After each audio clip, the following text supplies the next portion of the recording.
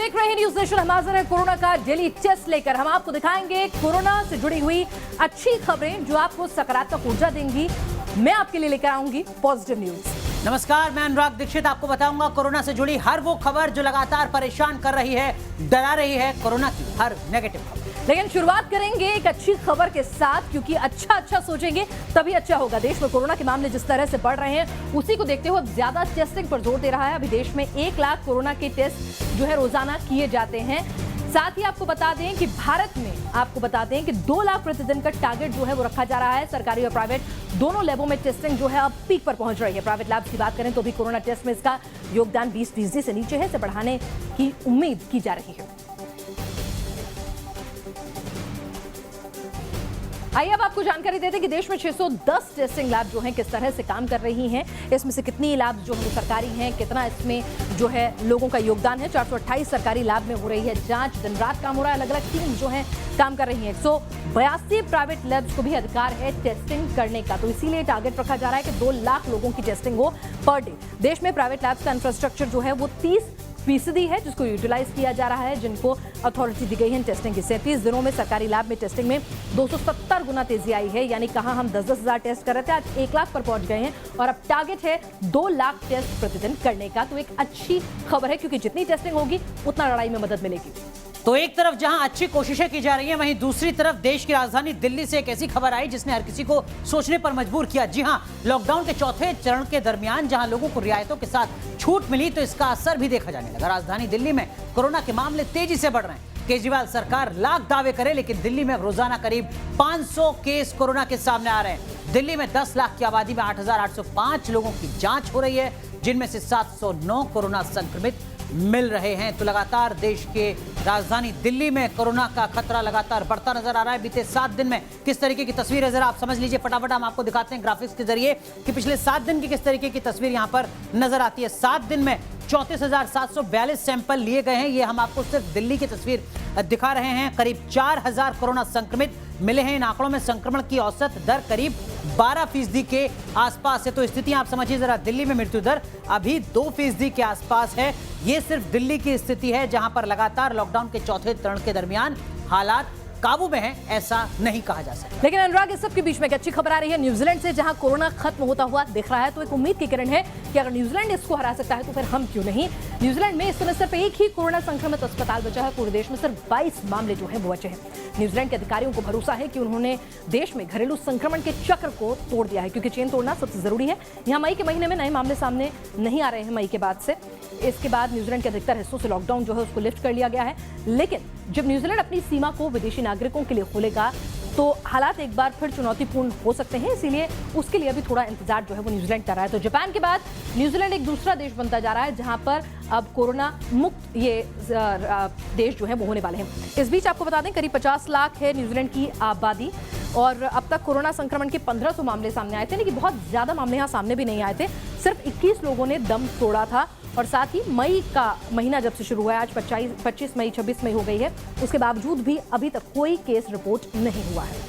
तो देखिए, ये हो सकता है कि न्यूजीलैंड कोरोना मुक्त हो जाए, लेकिन हम कितने संवेदनशील हैं कोरोना के खतरे को कम करने के लिए, इसको लेकर बड़ा सवाल यहां पर खड़ा हो रहा है। क्योंकि सवाल उस तस्वीर को लेकर है जो उड़ीसा के राउरकेला से सामने आई है। यहां पर लोगों ने कंटेनमेंट जोन खोलने को लेकर जमकर हंगामा किया। इस दौरान लोगों की पुलिस से भिड़ंत हो गई। इलाके के लोगों ने जमकर हंगामा भी किया और लोगों ने जमकर पथराव और आगजनी की। इस घटना में दर्जन भर से ज्यादा पुलिस वाले घायल हुए। हालात पर काबू पाने के लिए पुलिस को आंसू गैस के गोले छोड़ने पड़े हैं। तो ये सवाल जरूर खड़ा होता है कि क्या वाकई हम गंभीर हैं। लेकिन राउरकेला में हंगामा आखिर बर्पा क्यों, उड़ीसा में इस तरीके के हालात आखिर बने क्यों, ये हम आपको फटाफट बता देते हैं। जरा समझिए स्थिति को कि आखिर ऐसी स्थिति यहां पर हुई क्यों। दरअसल में कंटेनमेंट जोन से बैरिकेडिंग हटाने की मांग की जा रही थी। ये मुस्लिम बहुल इलाका है जहां पर इस तरीके के मामले लगभग 5000 से ज्यादा अब तक आ चुके हैं। 37 कोरोना पॉजिटिव इसी क्षेत्र से मिले हैं। ये हम आपको उसी केवल एक इलाके की बात बता रहे हैं जहां पर यह हंगामा बर्पा है, जिसके चलते हालात इतने ज्यादा बिगड़े कि पुलिस इस हिंसा की शिकार। लेकिन इस सबके बीच कोरोना वॉरियर्स के लिए एक अच्छी खबर उत्तराखंड से आ रही है, जहां सीएम त्रिवेंद्र सिंह रावत ने अस्पताल कर्मियों को इस मुश्किल घड़ी में बड़ी सौगात दी है। मुख्यमंत्री त्रिवेंद्र सिंह रावत ने घोषणा की है कि उत्तराखंड के जिन अस्पताल में कोरोना का इलाज चल रहा है, ऐसे कोरोना अस्पताल को सरकार जो है 50 लाख रुपए की प्रोत्साहन राशि देगी। कोविड वॉरियर्स हैं, अगर वो संक्रमण से बचते हुए और संक्रमितों का इलाज कर रहे हैं तो उस अस्पताल को प्रोत्साहन के लिए 50 लाख रुपया दिया जाएगा। तो देखिए, हिंदुस्तान में हर कोशिश की जा रही है कोरोना के खतरे को कम करने के लिए, लेकिन कोरोना जहां से शुरू हुआ, चीन, जहां से इस वक्त एक नेगेटिव खबर आ रही है, चीन की हम खबर आपको बता रहे हैं। कोरोना वायरस के जन्मदाता चीन से ये नकारात्मक खबर सामने आई है, जहां पर कोरोना से जीतने का दावा तो किया जा रहा था, लेकिन अब उसी चीन में फिर से कोरोना के नए मामले सामने आ रहे हैं। 51 नए कोरोना के मामले सामने आए और सबसे ज्यादा हैरानी की बात यह कि इनमें से 40 मामले ऐसे हैं जिसमें कोरोना वायरस से बीमार होने के लक्षण तक दिखाई नहीं देते हैं। ज्यादातर केस कोरोना के एपिक सेंटर वुहान से ही सामने आए हैं। तो लगातार वुहान वो जगह बनी रही जहां से कोरोना वायरस पूरी दुनिया में फैला और अब एक बार फिर उसी वुहान से लगातार मामले सामने आ रहे हैं। स्थिति क्या है चीन के वुहान की, वो एक बार हमको ग्राफिक्स के जरिए भी दिखा देते हैं। जरा समझने की कोशिश कीजिए कि वुहान में 1 करोड़ 12 लाख लोगों की जांच की जा रही है। तो स्थितियां कैसे बेहतर की जाएं, ये कोशिश लगातार चीन में की जा रही है। 60 लाख की जांच अकेले वुहान में हो चुकी है। लक्षण ना दिखने वाले 396 लोग निगरानी में रखे गए हैं, यानी कि ऐसे कोरोना के लक्षण जिसके बारे में पता ही नहीं चल पाता। इनमें से वुहान में अकेले 326 लोग शामिल हैं। बुखार, सर्दी और गले में खराश के लक्षण यहां पर दिखाई नहीं दिए हैं, यानी खतरा अभी भी चीन और वुहान में खत्म हुआ है ऐसा नहीं कहा जा सकता। लेकिन अनुराग, हम सावधानी के साथ जीना सीख गए हैं और इसीलिए हवाई यातायात जो है वो शुरू हो गया है। और इस सब के बीच में एक अच्छी खबर तब आई जब एक छोटा सा 5 साल का बच्चा अपनी मां से 3 महीने के बाद मिला। दरअसल 5 साल के विहान शर्मा, जो पिछले 3 महीने से अपने परिवार से दूर दिल्ली में फंसा हुआ था, फ्लाइट शुरू होने के बाद बेंगलुरु अपनी मां के पास लौटे और अकेले लौटे। जी हाँ, ये हवाई सफर उन्होंने अकेले तय किया। विहान अपने हाथ में स्पेशल कैटेगरी यानी विशेष श्रेणी का कार्ड ले रखा था, जिसमें एयरलाइंस जो है आपको असिस्टेंस देती है अगर कोई भी बच्चा या फिर बूढ़ा अकेले ट्रैवल कर रहा होता है। और जब मां को इसने एयरपोर्ट पर देखा तो उसकी खुशी का ठिकाना नहीं रहा। तो चलिए, यहां पर कुछ अच्छी खबरें आ सकती हैं, लेकिन इन सब के बीच समझना यह भी जरूरी है कि हिंदुस्तान में कोरोना के जो आंकड़े हैं वो लगातार बढ़ते जा रहे हैं और अब हम दुनिया के जो टॉप 10 देश हैं उनकी लिस्ट में शामिल हो गए हैं जहां पर कोरोना के सबसे ज्यादा मामले, दिनों दिन बढ़ते कोरोना के मामले परेशान करने वाले, क्योंकि इस पर काबू पाने की तमाम कोशिशें की जा रही हैं, लेकिन वो तमाम कोशिशें नाकाफी साबित हो रही हैं। लेकिन स्थिति को जरा समझिए कि अगर हम दुनिया के 10 बड़े देशों में शामिल होते हैं तो खतरा कहीं ज्यादा है। वो 10 देश कौन से हैं ये भी हम आपको दिखा देते हैं जहां पर लगातार खतरा बना हुआ है कोरोना के बढ़ते आंकड़ों का। और आप देखिए जरा, इन आंकड़ों के जरिए आप देख सकते हैं। अमेरिका की हम बात करते हैं जहां पर लगातार मामले बढ़ते जा रहे हैं। 16 लाख से ज्यादा मामले अमेरिका में सामने आ चुके हैं। दूसरे नंबर पर है ब्राजील, जहां पर 3,74,000 मामले ब्राजील में सामने आ रहे हैं। अब हम बात करेंगे रूस की, जो तीसरा देश है। 3,54,000 मामले रूस में अब तक सामने आ चुके हैं। ब्रिटेन में 2,62,000 मामले सामने आ चुके हैं। स्पेन की अगर बात की जाए तो स्पेन में 2,35,000 मामले सामने आ चुके हैं। 2,30,000 मामले इटली में सामने आ चुके हैं। तकरीबन 2.25 लाख मामले अकेले फ्रांस से सामने आए हैं। जर्मनी की बात की जाए तो तकरीबन उतने ही 1,80,000 मामले, और तुर्की से 1,57,000 मामले आ चुके हैं। और अब भारत 10वें नंबर पर है 1,45,000 से ज्यादा कोरोना मामलों के साथ। लेकिन इस सब के बीच में एक पॉजिटिव खबर मुंबई से आ रही है, जहां लोग कोरोना की वजह से अपनों से नहीं मिल पा रहे हैं। वहीं हमारे कोरोना वॉरियर्स लोगों की सेवा में दिन रात लगे हुए हैं। मुंबई पुलिस में काम करने वाली संध्या शिलवंत की खूब चर्चा हो रही है। दरअसल संध्या शिलवंत कोविड-19 के दौर में लगातार काम कर रही हैं। उन्होंने एक ही दिन में 4 लोगों का अंतिम संस्कार किया, जिसमें से एक कोरोना पॉजिटिव मरीज भी था। संध्या शाहनगर पुलिस थाने में एक्सीडेंटल डेथ रिपोर्ट या ADR का काम जो है वो संभालती है। तो देखिए, जहां माया नगरी में कोरोना वॉरियर्स सामने आ रहे हैं जो अपनी भूमिका को, अपनी जिम्मेदारी को ईमानदारी से निभा रहे हैं, वहीं दूसरी तरफ माया नगरी में जो रहने वाले लोग हैं वो क्या गंभीर हैं, क्या वो जिम्मेदार हैं। मुंबई कोरोना का हॉटस्पॉट बना हुआ है, लेकिन लोग लॉकडाउन और सोशल डिस्टेंसिंग की धज्जियां उड़ा रहे हैं। मुंबई से सटे मुंब्रा इलाके में एक सैलून पर पुलिस ने छापा मारा, 9 लोगों को गिरफ्तार किया।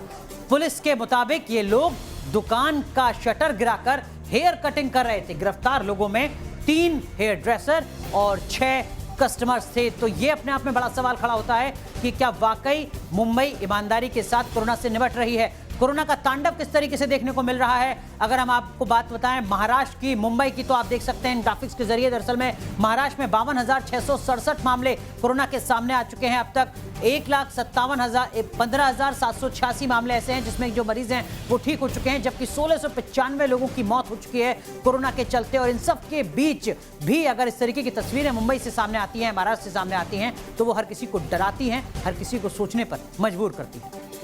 चलिए और अगली अच्छी खबर हम आपको दिखाते हैं ब्रिटेन से, जहां सरकार ने सभी गैर जरूरी सामान की दुकानों को 15 जून से खोलने का फैसला किया है। यानी अब गारमेंट्स जैसी गैर जरूरी दुकानें भी खुलेंगी। ब्रिटिश प्रधानमंत्री बोरिस जॉनसन ने कोरोना महामारी के कारण लगाए गए लॉकडाउन में ढील देने से जुड़े हुए दिशा निर्देश जारी कर दिए हैं। एक प्रेस ब्रीफिंग कर उन्होंने बताया कि 15 जून के बाद से गैर जरूरी सामान के खुदरा विक्रेता दुकानें खोल सकेंगे। हालांकि ये छूट कई शर्तों के साथ जो है वो दी जा रही है।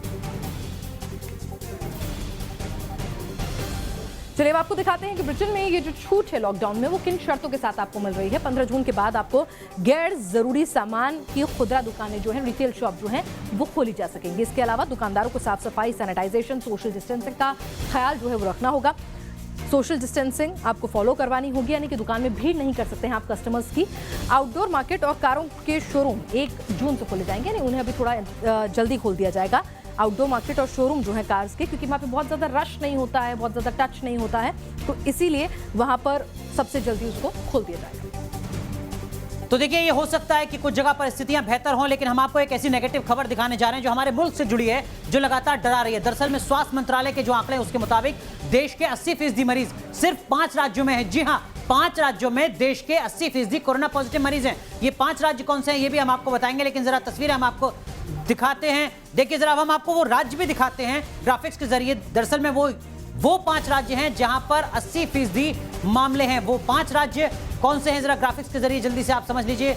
महाराष्ट्र की अगर बात की जाए तो महाराष्ट्र में लगातार मामले बढ़ते जा रहे हैं। और देखिए, ये एयरक्राफ्ट मूवमेंट हम आपको यहां पर दिखा रहे हैं, लेकिन वो 5 राज्य कौन से हैं? महाराष्ट्र, तमिलनाडु, गुजरात, दिल्ली और मध्य प्रदेश। 25 मई तक इन 5 राज्यों में 1,647 मरीज सामने आ चुके हैं। एयरपोर्ट अथॉरिटी ऑफ इंडिया के पास जो मौजूद अप्रैल तक के आंकड़े हैं उसके मुताबिक मार्च अप्रैल में इन 5 राज्यों में 61% यात्री या तो विदेश से आए थे या फिर यहां से दूसरे देश लौटे थे, जबकि इन 2 महीनों में देश के 47% यात्रियों का मूवमेंट भी इन्हीं 5 राज्यों में हुआ है। यानी मुसाफिर कोरोना के स्प्रेडर बने हुए हैं ज्यादातर इन 5 राज्यों में।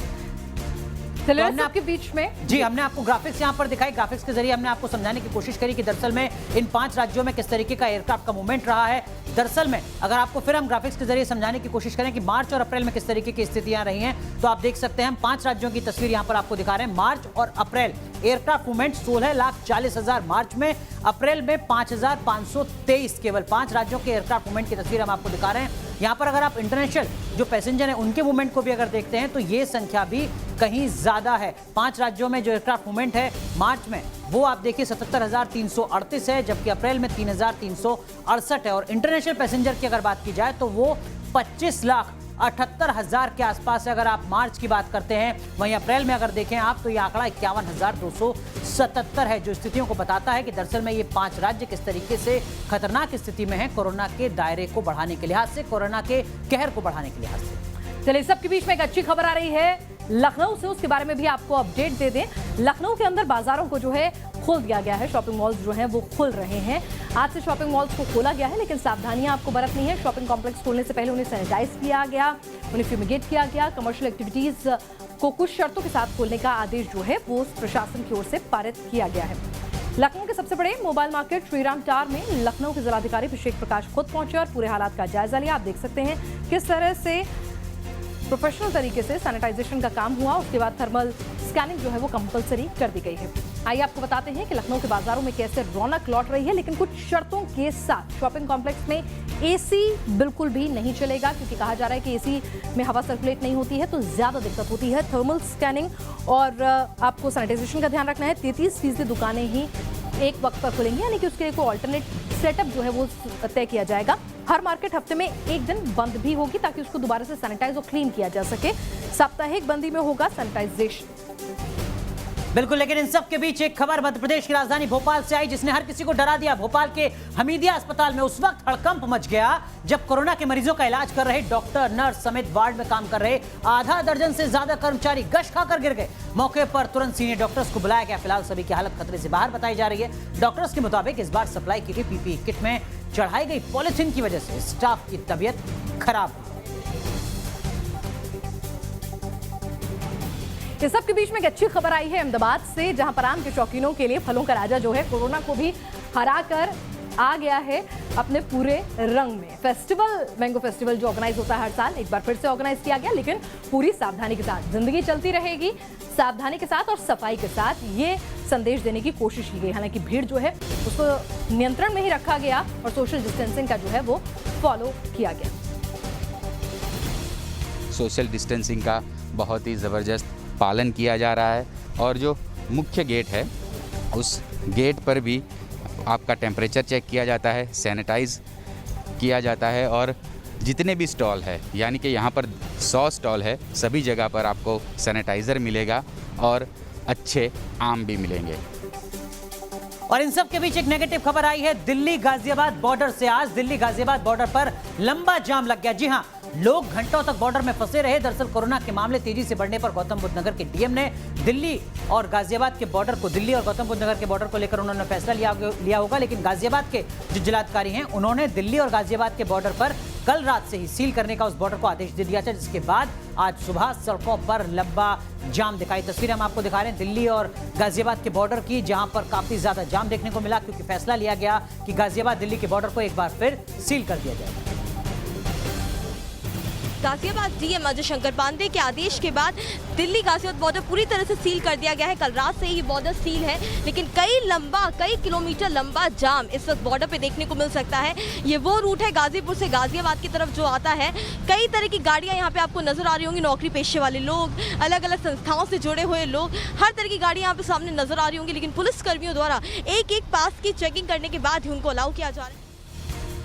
हालांकि गाजियाबाद के जिलाधिकारी के द्वारा 2 पन्नों का वो आदेश पारित किया गया था, जिसमें बताया गया था कि क्या क्या सील किया जाता है, क्या क्या सुविधाएं दी जाएंगी, क्या कुछ रियायत होगी। यहाँ पर डॉक्टर्स, पैरामेडिकल स्टाफ को अपना आई कार्ड दिखाना होगा, उसके बाद वो एंट्री कर सकते हैं। पुलिस वाले, मीडिया, बैंक कर्मी को भी अपना आई कार्ड दिखाना होगा, उसके बाद वो एंट्री कर सकते हैं। दिल्ली में ट्रक या दवा से जुड़ी जो गाड़ियां हैं उनको अपना पास दिखाना होगा, उसके बाद ही वो गाजियाबाद से दिल्ली जा सकते हैं। इसके साथ साथ नौकरी पेशा लोगों को आई कार्ड के साथ साथ पास भी दिखाना होगा, जो प्रशासन की तरफ से जारी किया जाता है, जिसके बाद वो लोग गाजियाबाद से दिल्ली में प्रवेश कर सकते हैं। लेकिन इस सबके बीच एक अच्छी खबर आई है मध्य प्रदेश के झाबुआ से, जहां देश कोरोना वॉरियर्स को सलाम कर रहा है, उनके लिए दुआ कर रहा है। और ऐसा ही कुछ हुआ झाबुआ के एसडीएम अब्बास खराड़ी के साथ। एसडीएम अब्बास खराड़ी जो बाजार से निकले तो लोगों ने फूलों से उनका स्वागत किया। कारोबारियों ने एसडीएम के ऊपर फूलों की बारिश की।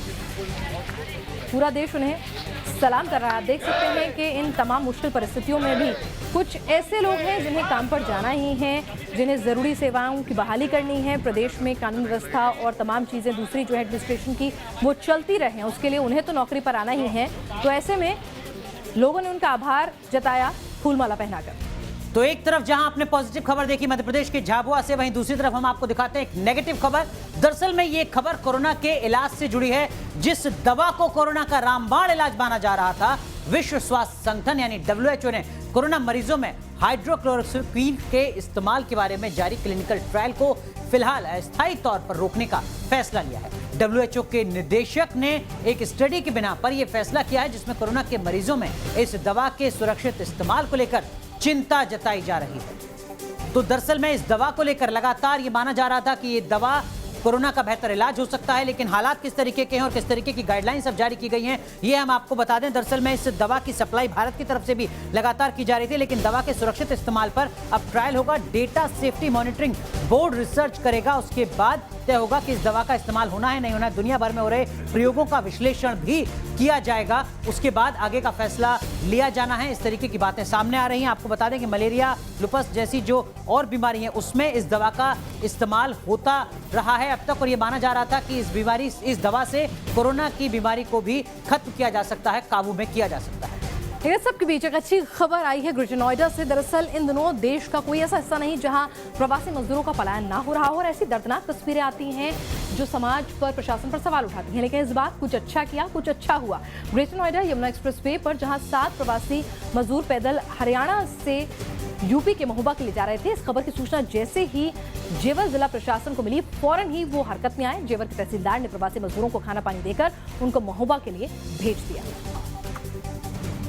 चलिए अब अगली नेगेटिव खबर एक बार फिर माया नगरी से ही सामने आ रही है। जहां मुंबई से ये खबर सामने आ रही है, फिल्म मेकर करण जौहर के घर में काम करने वाले 2 लोगों को कोरोना हुआ है। जांच रिपोर्ट पॉजिटिव आने के बाद करण जौहर ने परिवार समेत खुद को 14 दिन के लिए सेल्फ आइसोलेशन में रख लिया है। हालांकि करण जौहर की कोरोना जांच रिपोर्ट नेगेटिव आई है, तो लगातार कोरोना का खतरा बढ़ता जा रहा है और माया नगरी मुंबई में भी उसका असर काफी ज्यादा देखने को मिल रहा है। और अब कोरोना के इस खतरे की चपेट में करण जौहर भी आते नजर आए। राहत की बात यह रही कि उनकी जो कोरोना की रिपोर्ट है वो यहाँ पर नेगेटिव सामने आई। हालांकि उनके 2 कर्मचारी कोरोना पॉजिटिव पाए गए। चलिए, तो हमने आपको कोरोना की पॉजिटिव न्यूज दिखाई, नेगेटिव न्यूज दिखाई, लेकिन अब कार्यक्रम को यहाँ अंत कर रहे हैं तो एक अच्छी खबर के साथ ही अंत करेंगे, जहां पर हमको दिखाते हैं शिल्पा शेट्टी किस तरह से शायराना अंदाज में सैनिटाइजर का इस्तेमाल करने का संदेश दे रही हैं। यूज सैनिटाइजर, सुन लो खोल के कान, साहिबान मेहमान कदरदान, निकाल दो वायरस की जान। वाह वाह वाह वाह, कितनी टैलेंटेड हो। तो सबसे पहले सैनिटाइज, फिर कुछ भी करो ना गाइस। ट्रू साइंस, बी साफ, बी सेफ। तो अगर आप चाहते हैं कि कोरोना की डेली टेस्ट में पॉजिटिव न्यूज ही रहे और उसकी संख्या ज्यादा हो, तो शिल्पा शेट्टी की बात मानिए। और आज के इस डेली टेस्ट में इतना ही। चलिए, यहाँ रुक रहे हैं कुछ देर के लिए, लेकिन आप बने रहिए न्यूज नेशन के साथ, क्योंकि खबरों का सिलसिला यहाँ कभी नहीं।